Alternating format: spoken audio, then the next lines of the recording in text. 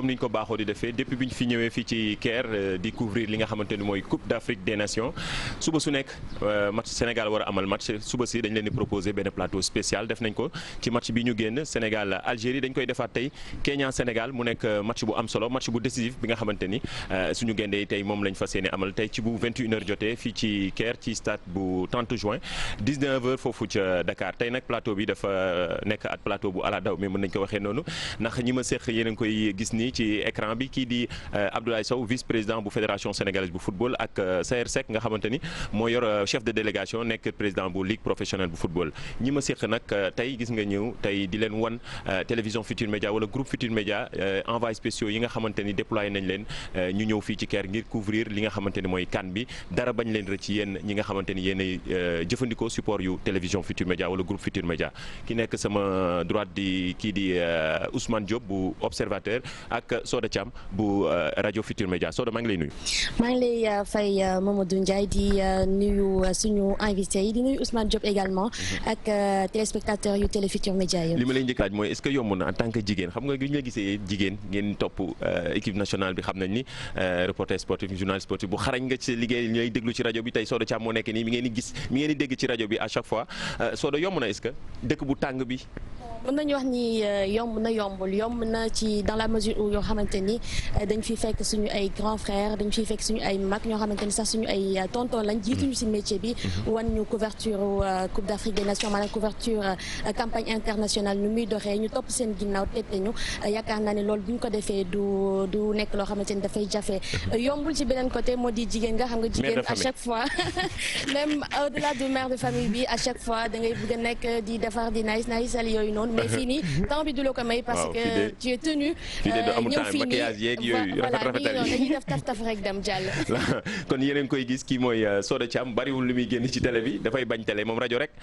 Soda kii neneen kii di Ousmane Diop nekk observateur moom tamit bariwul li muy feeñ ci télé bi waaye koo xamante ni liggéeyam kenn dootu ko nattable ci journal bi di observateur ki nga xamante ni mooy desk sport Ousmane ñu ngi lay nuyu. maa ngi lay fay Mamadou Ndiaye di fay ñëpp ñuy seetaan ci supportu groupe Futur Média di nuyu aussi suñu invité yi tey kii di Ablaye Sow ak Sayer Seck ñuy nekk vice-président ci fédération sénégalaise de football bi donc teewal fii fédération nekk def liggéey bu am solo aussi ci Coupe d'Afrique bi donc tey mën nañu wax ne plateau bu am niveau la ñu am fii donc ñaar par rapport ak ñaari invités yi ñu am te vraiment ñu ngi leen di jaajëfal déjà ci disponibilité bi ñu am parce que yombul ñu nekk fii di organiser di à quelques heures du match aussi ñu am disponibilité ñëw waxtaan ak ñun mais lépp rek juste pour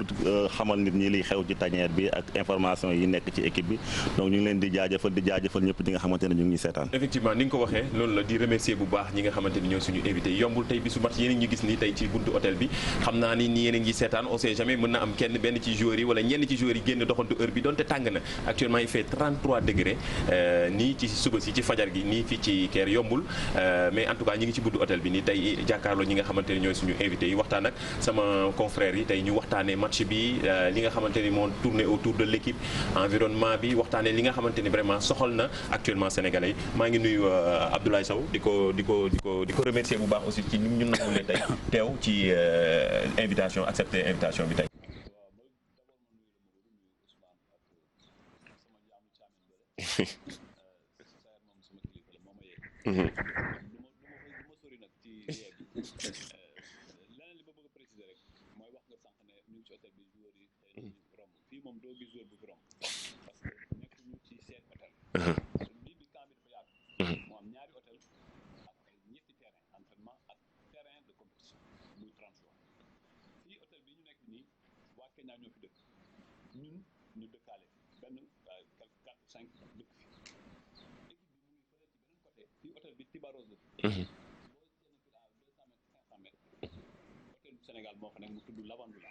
ñoom ñoo nekk fële.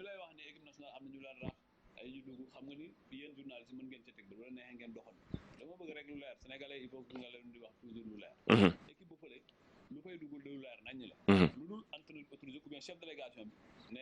mu ngi te foofu def nañ fa ñetti agent BIP ñu nga xam ne ñoo nekk ak moom tous les jours di contrôler chaque jour lan ma fa xaw ak lan ma fa compte sax depuis 10 ans kenn waxatu mbirum environnement équipe nationale wax dëgg yàlla lépp yemb na ci organisation pour ñoo la ñëw si sa question précisément affaire arbitre yi c'est vrai contre Algérie li ñu gis ak àddina bépp seet ko si cadre dafa continuer ci ñu nga doxal ak ñun bettuñu parce que que arbitre lañu ay match yu bëri kon benn match laa gis mu ngi def ko ci yoon mooy Sénégal Burkina Faso bi ñu def au Burkina dëgg yàlla ak lu métti defal na fa yoon mais yu des yëpp man mosuma gis mu arbitre Sénégal mu teg ci yoon te bi ñu ko gisee itam parce que désignation dinañu ko jox 48 heures avant bu ñu ko joxee itam wax nañ waa CAF ni kii mu ngi jóge suspension Sénégal Algérie du match bu ndaw ba pare kii mosuñoo gis mu def ak ñun lu yoon mais loolu nga mën a def mënoo obligé aussi CAF ne leen par force lii ngeen di def arbitre bi itam Gris-Cham bu ñu ko désigné 48 heures ñu désigné 3 arbitres égyptiens parce que trio bi yëpp égyptien la quatrième bi sax égyptien la inspecteur des arbitres sax égyptien la woon loolu tamit bon à préciser en fait président Sayer muy président Senghor bu ñu waxtaan ci ñu ne man nañ ko poser réunion technique bu ñu ko poser réunion technique am na sax ay jafe-jafe ay dóorante yu fa dóor mais wax nañ leen ni te lii gisuñ ko fenn parce que li am oui moom dafa jóge ci suspension mois de mai bi ci Ligue des champions africaine moom xam nga ni mën na la sanctionner nga def appel nga wane say preuve wax naa sànq Daouda Gueye arbitre sénégalais la am lu ñu ko tuumaloon mais dafa ne amul li ñu ko sanctionné woon mu wane ne amul CAF dindi sanction mais li am solo ba am solo mooy posé nañ ko fi ñu ko war a posé wax nañ ko fi ñu ko war a waxee mais li ëpp solo na mooy équipe boo ko mënee boo ko dóoree arbitre bi lu mu jeng boo ko mënee dóor ko dóoru leer kenn ci mën a wax mais nous serons prudents nous serons vigilants loolu moom à la kulli il faut que ñu yokk vigilance ci arbitrage te arbitrage bi du Sénégal rek moo koy jooy Afrique yëpp a koy jooy gis nga en club li xew donc ab vrai problème football africain yi tey arbitrage ci la bokk mais arbitrage kenn mënu ko génnee ci football d'ailleurs ci élément boobu la ñuy dem dégg nañ démb en conférence de presse Aliou Cissé décrier bu baax arbitrage bi nga xam ne moo amoon contre Algérie mën nañu déglu élément bi dañu waat. Après, comme je dis, je n'ai pas envie de revenir sur l'arbitrage que j'ai trouvé aujourd'hui, je le dis, vraiment catastrophique, inadmissible pour passer vraiment mes mots. Il y a des choses sur l'arbitrage que je n'ai pas envie de dire parce que je sais que je serai suspendu la vie. Mais il faut, à un moment donné, protéger l'intégrité aussi de nos joueurs. Après une deuxième période, on est revenu en changeant le système et je crois que malheureusement on a perdu un petit peu le fil dans cette deuxième période avec ce premier but qu'on a pris à 5 minutes du début de cette première mi-temps. Mais dans l'ensemble du match, je crois qu'on mérite quand même d'égaliser parce qu'on a eu des opportunités pour égaliser.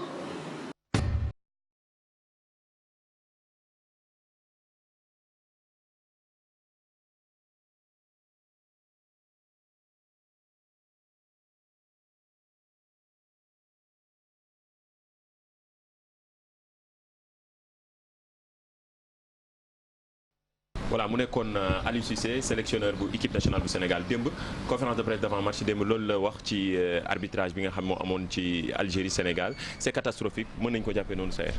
waaw te li Aliou Cissé mooy wax mooy lii dëgg ndax ñëpp a ci teg seen bët boo xoolee match bi ni mu tëddee je pense que bu arbitre bi tëddee woon njaaxaanaay sénégalais yu bare li ñu commentaire. bu baax ci défaite bi duñ ko commentaire parce que 68e minute normalement Algérie waroon na am au moins un carton rouge nit ñi ngi wax penalty Sadio Mané boo xam ne kenn natable wu ko kooku bu loolu bu dul penalty dootul am ci football waaye am na beneen penalty ci Diao Baldé Keita ci première mi-temps mu génnee mu préféré siffler faute bi nga xam ne moom la bàyyi woon ñu joué ko sur Pape Alioune parce que boo bàyyee faute ñu joué ko mu am beneen faute ci biir surface de réparation bi faute bi nekk surface de réparation bi ngay siffler donc dama jàpp ne arbitrage boobu effectivement arbitrage bu jeng la woon mais ñun li nga xam ne moo ci suñu taxawaay Ablaye wax na ko ñun taxaw nañ ci wax nañ ko match bi ñu jëm aussi doon match boo xam ne match bu am solo la lépp loo xam ne war nañ ko def ci maanaam alerte pour que arbitre bi mën a arbitrer yoon ku nekk li nga am mu jox la ko ñu mën a football ci football bu normal bu jaar yoon bu fekkee ne Kenya moo ñu mën mu gagné ñu waaye bu fekkee ne ñoo ko mën nag bu ci arbitre bi dugal loxoom pour lamber carte yi ñaanuñu yàlla Kenya mën ñu ca Saër Seck démb loolu lañ doon teewee nañ démb ñaari conférence de presse su sélectionneurs yi ñu doon waxtaanee leneen lu am solo muy mentalité wala mentalu équipe nationale bu Sénégal mu nekkoon benn débat Ousmane démb yaa ngi dégg sélectionneur bu Kenya démb wax na ko nee na Sénégal xam na bu baax ne Sénégal équipe bi dafa des ci côté mental. waaw loolu sax dama ciy préciser benn wax parce que Sébastien Migné ñun li ñu jot a dégg ci moom il n'a pas dit que Sénégal amul mental il a dit que il a vécu au Sénégal avec Claude Leroy donc ci passé bi mu am il sait que les joueurs ils sont très bons les joueurs sénégalais mais à par moment mën nañu am faiblesse côté mental donc il n'a pas dit que Sénégal dafa am faiblesse côté mental. waaw mais bon c'est bon à préciser parce que voilà donc ça a créé une petite polémique depuis démb mais je pense que c'est télé lañ toog baax nañu leeral ko donc il n'a pas dit que football Sénégal dafa am problème mental il a dit que par moment selon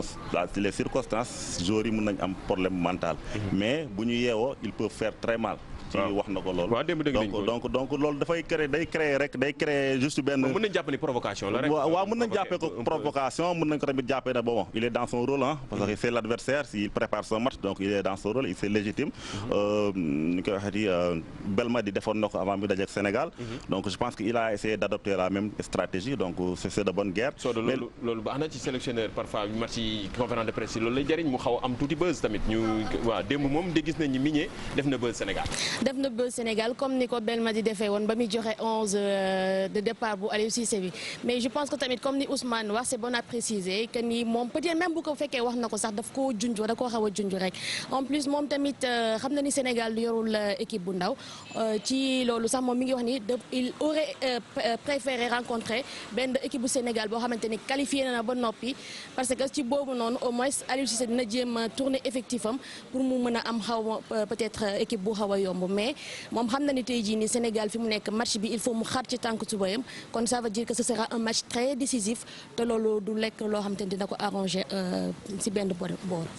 problème mu mental du Sénégal day ñëw débat boobu day ñëw à chaque fois actuellement yow chef de délégation noo gisee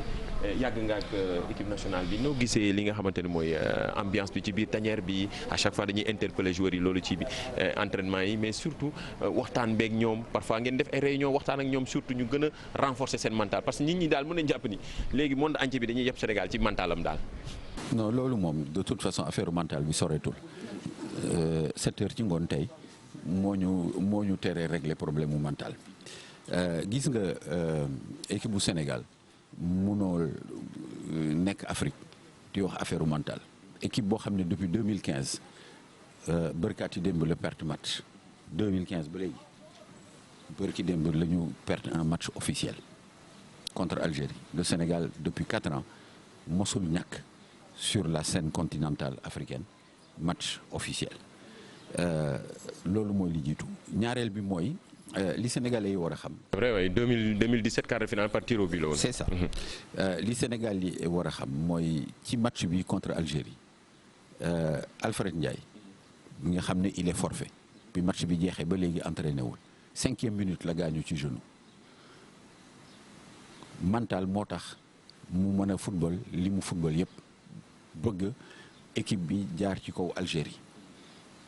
mu fàtte gaañoom boo gisee jeune homme bi xam ne kii gaañu na bu baax 5e minute mu football ba muy génn presque à la 77e minute ou 75e minute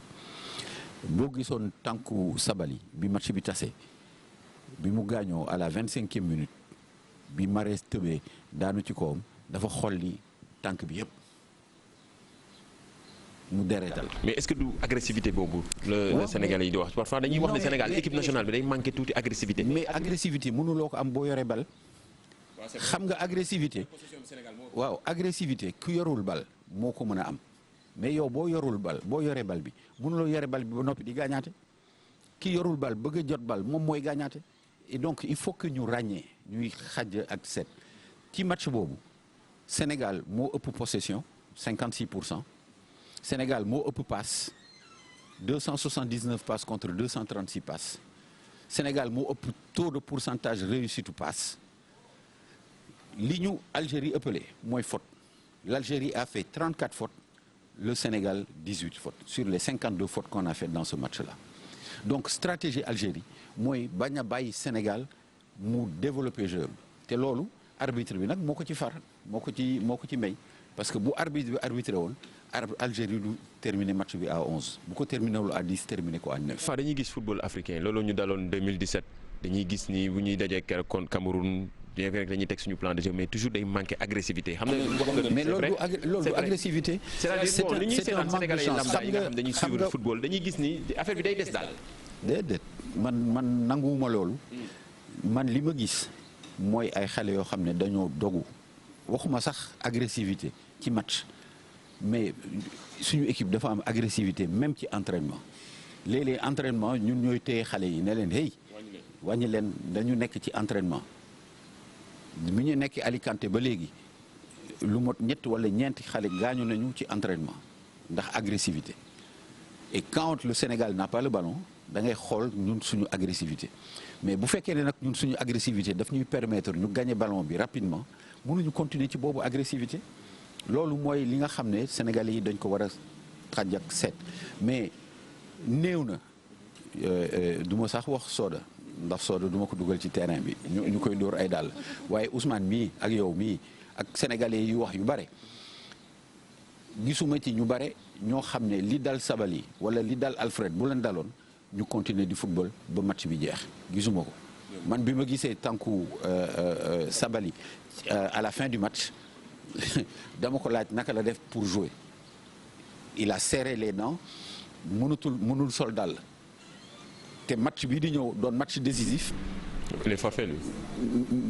du gis nga ko démb mu. waaw démb ñëw na entraînement mais ci conférence de presse bi Aliou Cissé dafa ni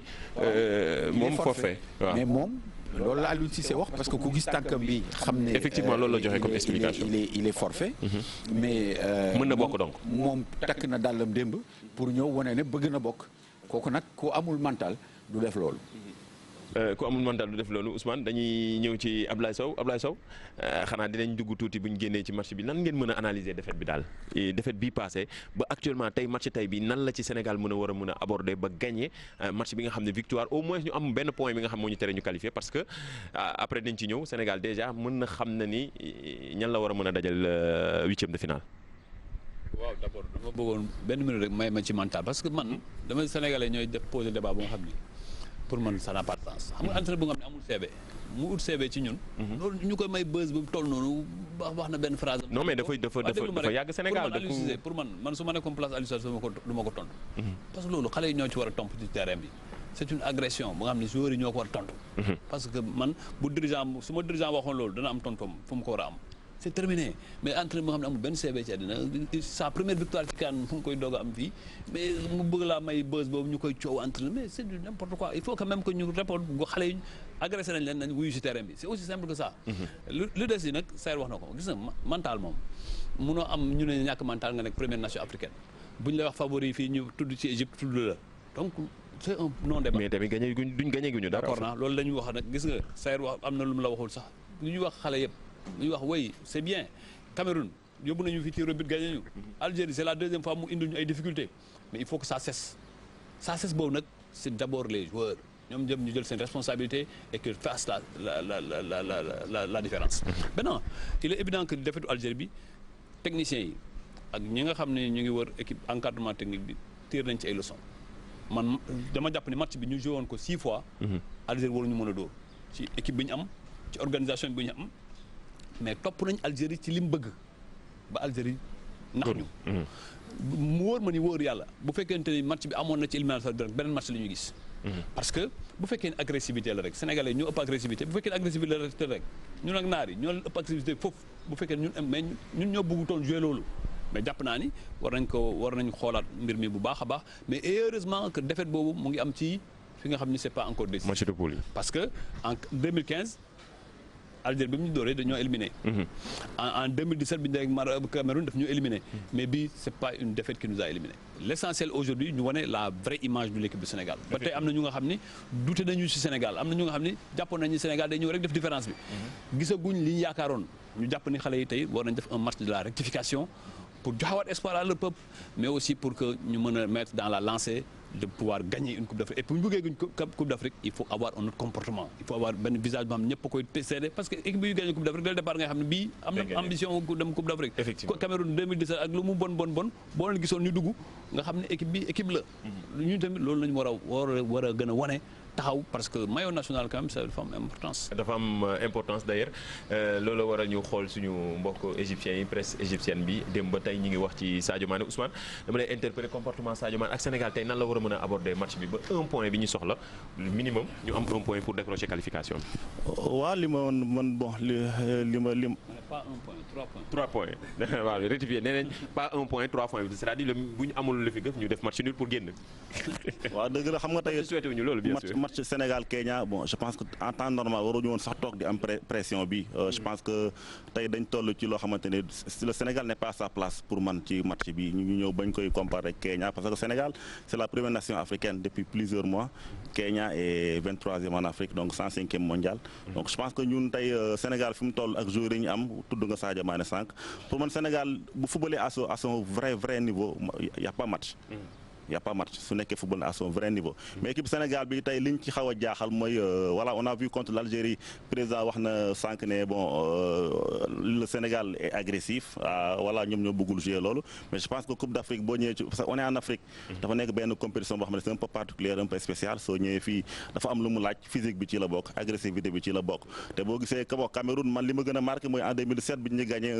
un Cameroun et m'a dit waxaw naa ci jàppante ak moom que ñun on est un peu des lions un peu trop civilisé te dama koy xaw a ànd ak moom ci loolu te Sénégal ñun ñëpp xam nañ ne on a les joueurs qu'il faut on a Kalidou Koulibaly on a Edouard on a Sadio on a Sabali on a Gana muy joueurs yoo xamante ne top lañ nekk moment yi seen club donc pour man boo amee joueur mel noonu li la dese ci terrain bi mooy benn engagement bu peuple bi di xaar peuple bi waxuñu amuñu joueur waxuñu joueur yi bëgguñu maillot bi mais au moment qu'il faut ñu am engagement boobu te engagement boobu bu ñu ko amee ak talent bi ñu am je pense que Sénégal war na mun sori lool ci Coupe d'Afrique bii tey. mais mënuñu gagner Coupe d'Afrique tamit sans gagner les grandes équipes loolu mënul nekk gagner doo xalaat Algérie Cameroun doo xalaat Ghana wala Nigéria gis nañ démb sax exploit bi nga xam ne Madagascar def na ko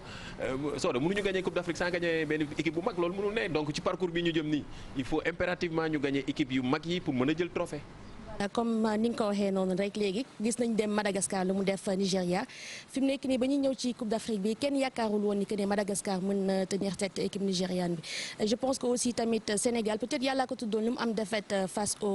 à l'Algérie je pense que ni recul la si Sénégal c'est bien sax ñu am défaite tey jii peut-être bu ñu demoon gagné Algérie gagné waat keneen peut-être bu ñu demee ci deuxième tour yi dina xaw a metti mais fii ñu toll nii man je pense que sax défaite boobu war nañ ci jëlee jàngat ba li nga xamante ni moom moo des ci compétition bi dinañ gën a wane xadar gën a wane seen bopp je pense que aussi tamit comme ni ko Ousmane waxee léegi match contre Kenya bi dëgg la ay temps mën nañu wax ni que ni Sénégal warul nekk di ñu koy méngale ki nga xamante ni moom moo di équipe Kenya parce que tey jii mën nañ ne Sénégal moom mooy première nation africaine mën nañu wax ni tey jii joueurs yi nga xamante ni moom lañ gis ci biir équipe nationale bu Sénégal gisuñu ko ci benn équipe yi nga xamante ni ñoom ñoo nekk ci kan mais pas-pas bi ci joueurs yi la ñoom ñoo war a wane seen bopp peut-être coach yi ñi ngi nekk di xeex di jéem a déstabiliser lu kenn xamul ñoom bu ñu tontu li ñu war a tontu mooy ñu tontu ci biir terrain bi. J'ai lu ça, j'ai vu ça. Après,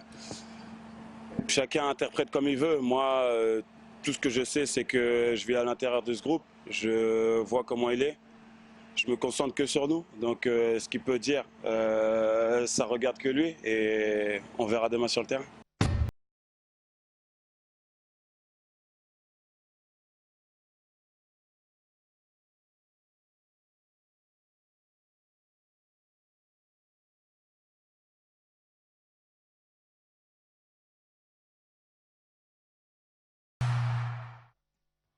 tontu ko ci terrain bi dafa am solo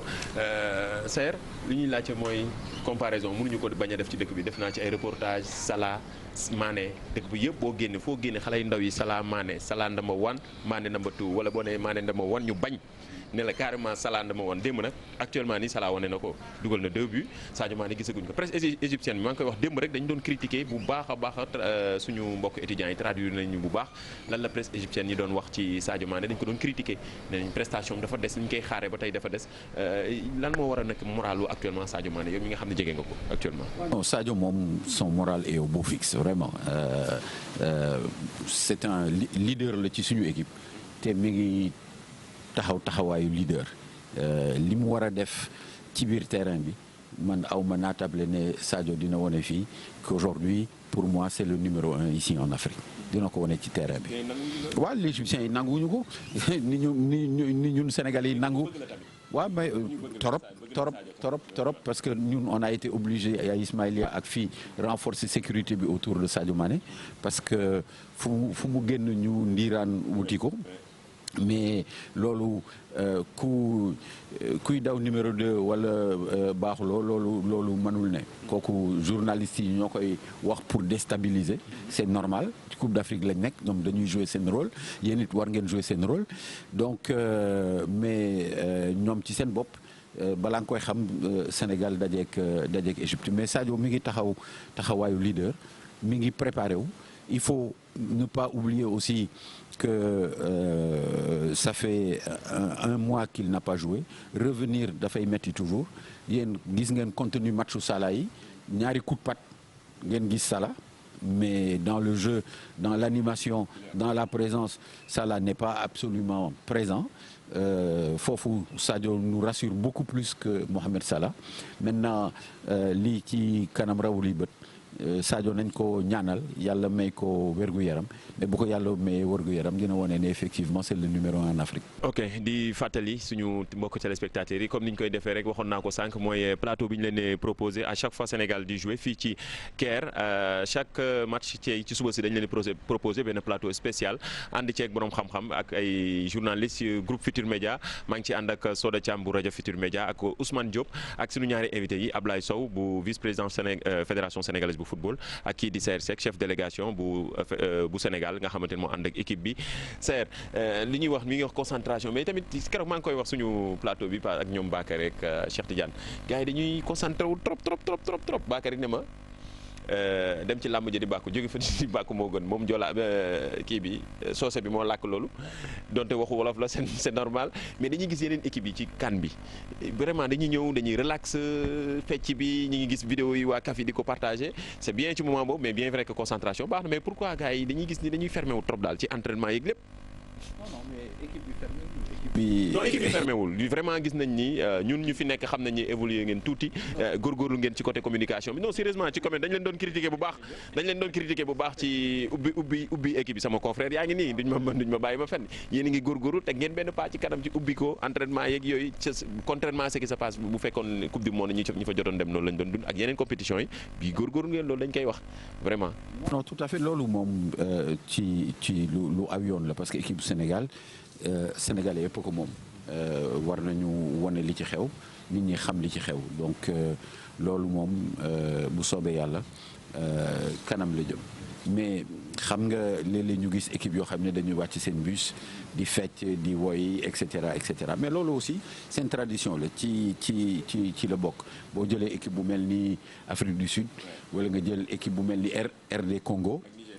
waaw ak Nigéria waaye nag li Bakary wax mooy dëgg di dugg ci terrain bi di fecc ak di woy concentré ci xam ci li nga jëm def ko ba noppi génn di fecc di woy moo ñu gënal ñun waaw dugg ci lamb ji di bàkku daal génn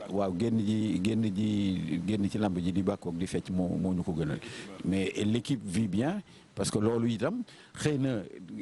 defuñu ko bu bus bi garé waaye ci biir vestiaire yi ak ci fële Lavandula ambiance bi moom macha allah tubarkalla xale yi ay xale lañu waaw ñu ngi ci bu baax. te loolu la ñuy xaar ñu image bu baax say ji équipe nationale bu Sénégal di fàttali ne day jouer contre Kenya. Gana Gueye bu mu gisee ma tontu mer yooyu dama ci bëggoon dafa ma gis entraînement mu ne mais président jarul mer danañ ko faj loolu moo ci am solo. non message yooyu moom baax na di dégg ni dañ ko faj. beaucoup réconforté et ça m'a beaucoup réconforté que le fait que Gana gis ma ci benn image rek mu ñëw ne ma président jarul mer danañ ko faj ci terrain bi.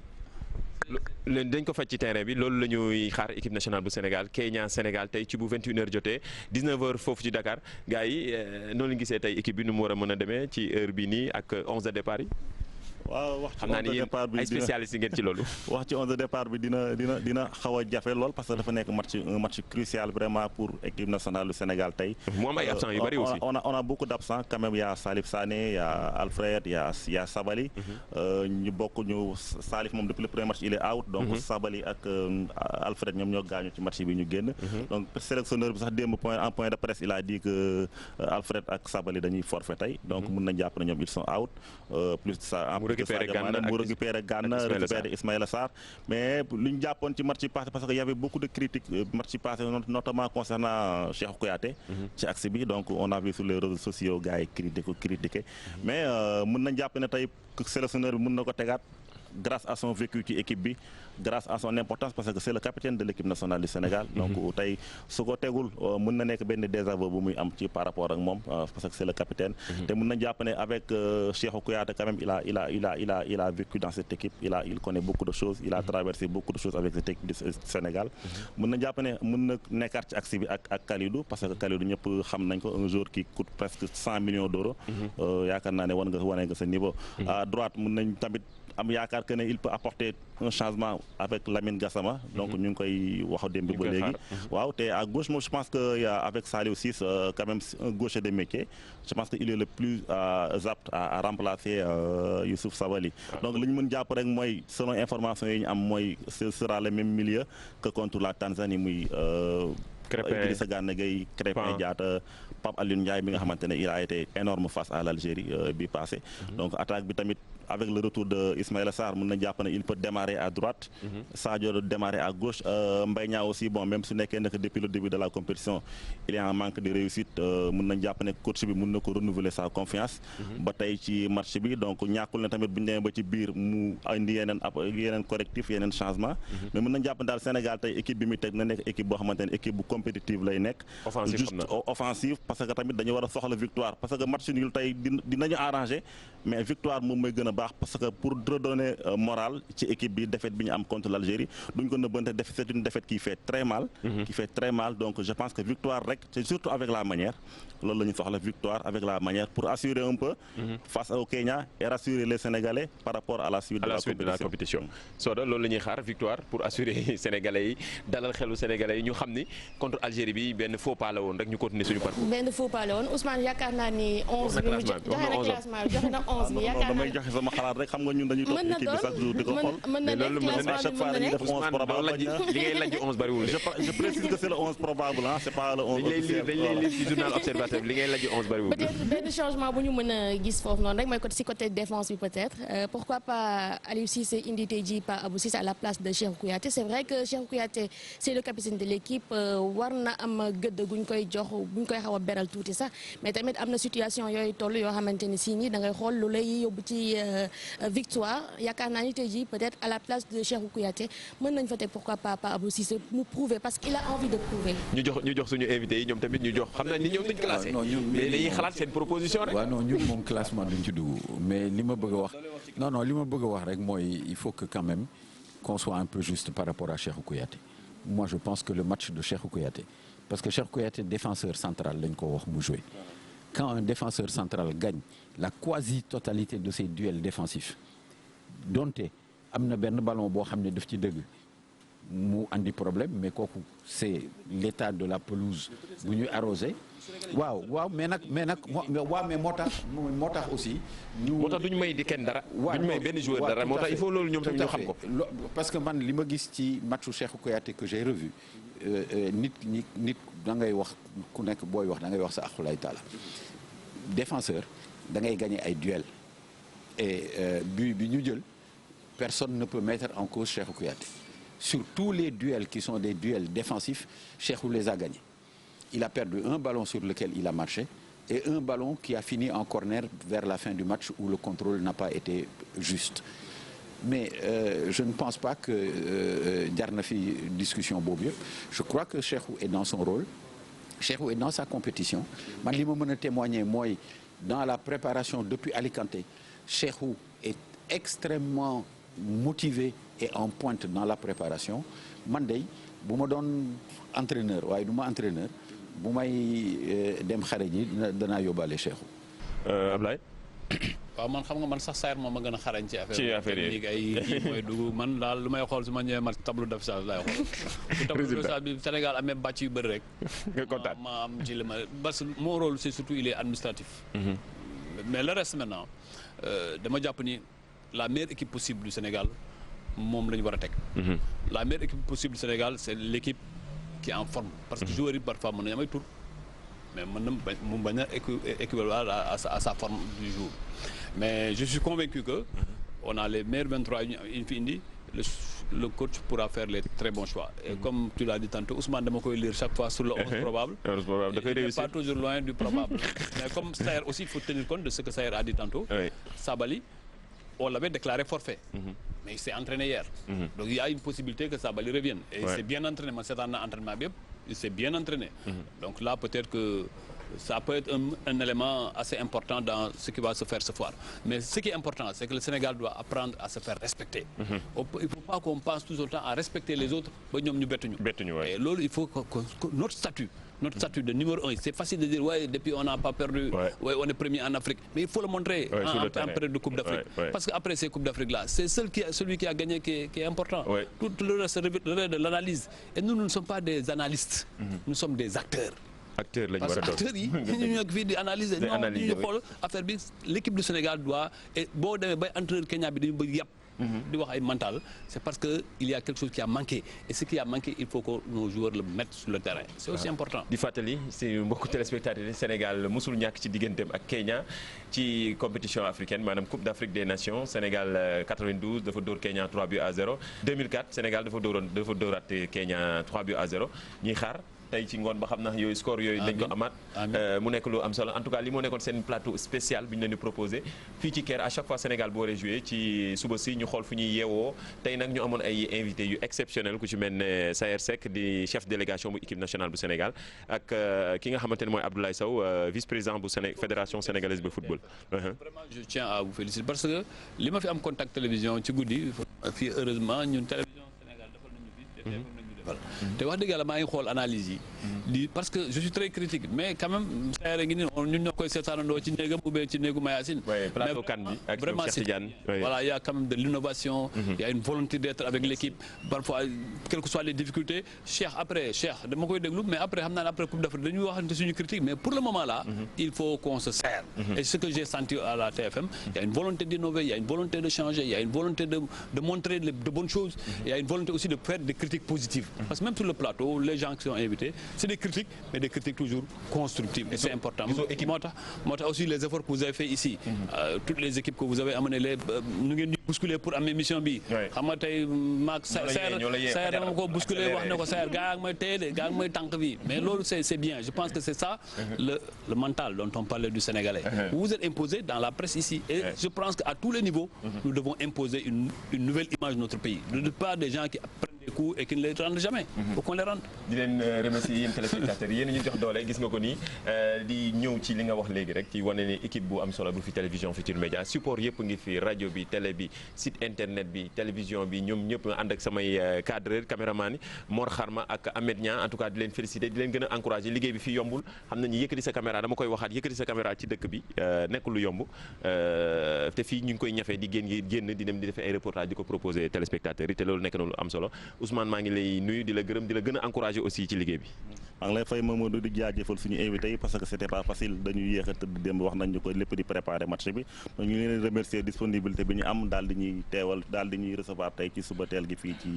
ci Caire merci. Soda yombul nga nekk jigéen waxaat naa la ko di la gën a encourager nekk mère de famille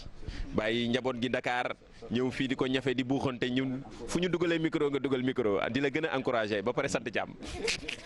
merci Mamadou maa ngi lay remercier di remercier sama natango bi aussi Ousmane Diop ak ni nga ko waxee sa caméraman Mor Kharma ak Ahmed Niang aussi suñu invité yi Saër Seck sonal nañ ko trop si interview yi Abdoulaye Sow moom waxatuñ ko sax comme moom keroog daf ñoo soxla woon ñëw tontu moo tax tey jii il fallait que ñu yee ko te xam naa ni Sow la sant doom ndékki sax xam naa. oui Saër di la gërëm di gën a encourager aussi ci liggéey bi délégation bi vraiment tamit ko ni ngeen ñuy encourager ñun bu ñu gisee benn affaire bu évoluer ci ci tanière bi dañ koy wax moo tax sànq ma wax ni vraiment côté bi ngeen ëppane tuuti ci donte des na ñun bu sañoon xam na ñun lépp la ñuy bëgg. non yéen moom comme on dit da ngeen foxale waaye nag waaye ñun vraiment information yëkkati wuñu ñun li ñu yëkkati mooy performance bëggal Sénégalais non dañuy xas sax dañu naan yéen ay journalistes da ngeen di far da ngeen mel ni ay supporters. mais loolu la ñuy gis ci yeneen dëkk yi ñoo ñuy gën a far ñun professionnalisme bi ñu ciy àndal sax sérieux professionnalisme bi ñu ciy àndal sax ñun duñ ci fekk ci yeneen dëkk yi.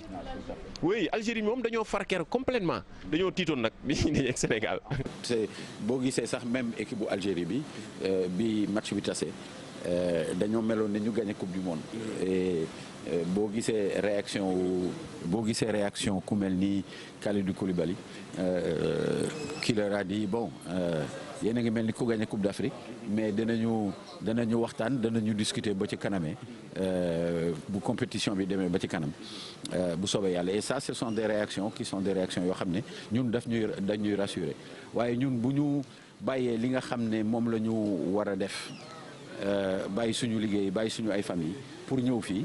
du pour ñëw fii di doxantu ak di waxtaan dañu ñëw fii pour téye équipe bu Sénégal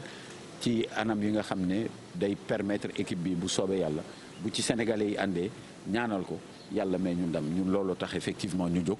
pour que sénégalais yi mën a ëllëg ak si biir kontaan ci li nga xam ne mooy équipe nationale du Sénégal. voilà sénégalais yi kontaan ci li nga xam ne mooy équipe nationale bu Sénégal na sénégalais yi ñaanal équipe nationale bu Sénégal Kenya Sénégal tey ci ngoon ci bu 21h jotee fii ci Caire 19h foofu ca Dakar mu nekkoon plateau spécial bu ñu leen proposé fii ci hôtelu dirigeant yu équipe nationale bu Sénégal gis nga leen présenté nañ leen sànq tey dañ leen ñëw yeesi toog seen buntu hôtel toogaanu leen